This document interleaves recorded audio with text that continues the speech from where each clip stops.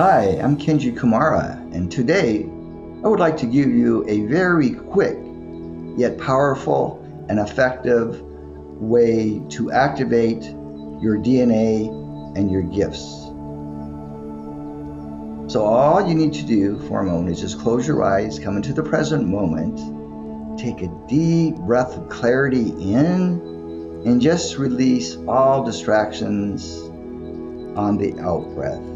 And become very clear within yourself that you are divine presence and having an earthly experience through a physical body. And just take another deep breath and go within your presence. Tap into that feeling, that felt sense of love and joy.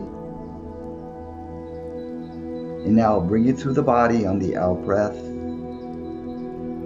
And know now that you have tapped into one aspect of your creativity, your DNA, your wisdom.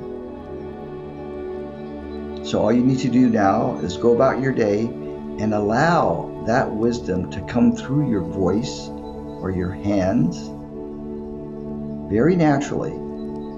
That will help you and will help others to gain clarity and purpose in the now moment, in whatever you are experiencing on this planet.